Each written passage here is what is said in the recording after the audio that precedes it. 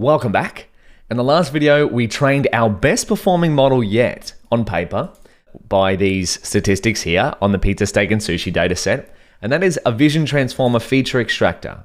And we also realized that its model size is 327 megabytes, which might be fine if we wanted to deploy it, say, on the cloud and we had plenty of compute resources available. But it might be a problem if we wanted to deploy it on a smaller device. Now, of course, it will be highly dependent on what resources you have available, but it's just something to keep in mind. So if we want to compare our ViT feature extractor to FNet V2, we want to collect a number of different statistics about it. And the final one that we need is collect the number of parameters in ViT.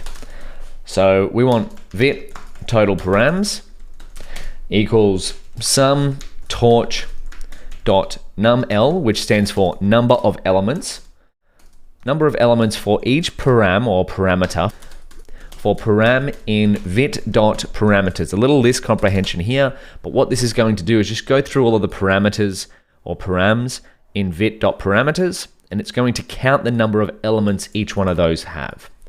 So ViT total params, how many do we have? Should be about 85, yeah, just under 86 million. Now, if we want to compare this directly to FNet V2 total params, what do we get? We get just under 8 million. So now we're starting to get a little bit of insight into what our models look like against each other in terms of model size, performance, and parameter size. Why do we calculate the number of total parameters? Because what is one of our goals? We want a fast model. And sometimes, or generally, the more parameters a model has, the more calculations it has to make as a piece of data goes through it. So the more calculations it has to make, and the more compute, the longer latency it takes for a prediction to take place. Not always the case, but it's a little rule of thumb. And of course, rather than sort of think about it, we can test these things with code later on. And in fact, that's exactly what we're going to do, is compare the prediction times between our two models. But before we do that, let's create a ViT statistics dictionary. So ViT stats, we're going to collect a few things. We've got a bunch of information about our ViT feature extractor model here. We want the test loss, which is going to be what?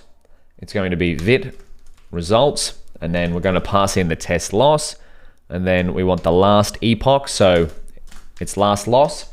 Then we want the test accuracy, ViT results, and then we want test ac. We'll also get the last one. Just recall that the ViT results is a dictionary that we acquired during training of our ViT model. There we go. And if we go back to here, this is where that came from, ViT results. And that's thanks to our train function in our engine script, which saves training results to a dictionary for exactly these type of use cases so that we can inspect them. And of course, if you were doing more model experiments, how would you track them rather than what we're doing? You'd probably look into using something like TensorFlow or a service like Weights and Biases to track all of your model experiments. So number of parameters, we want to finish off with the model size, which will be in megabytes. Let's pass it in here, pre-trained ViT model size. And what does this look like? ViT stats.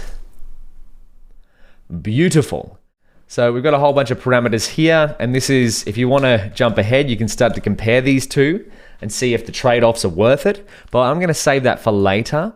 What we're going to work towards next is, I'll get the ViT stats back actually, is we want to now figure out how long each of these models takes to make a prediction. So our goals were, performs well, 95+% accuracy. So that's exactly what we've got. We've got two models, one's slightly better, so ViT is slightly better than our FNet V2, but they both satisfy this criteria. Now we want to see, do they both satisfy this criteria?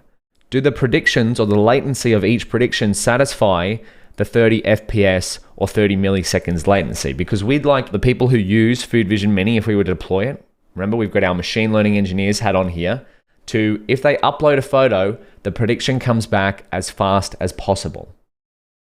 So let's go back down to here. The next section we're going to be working on, a little spoiler, is making predictions with our trained models and timing them. We've actually gone over all of the tools to do such a thing in previous videos. So if you'd like to give that a shot, we have two trained models, ViT and FNetB2.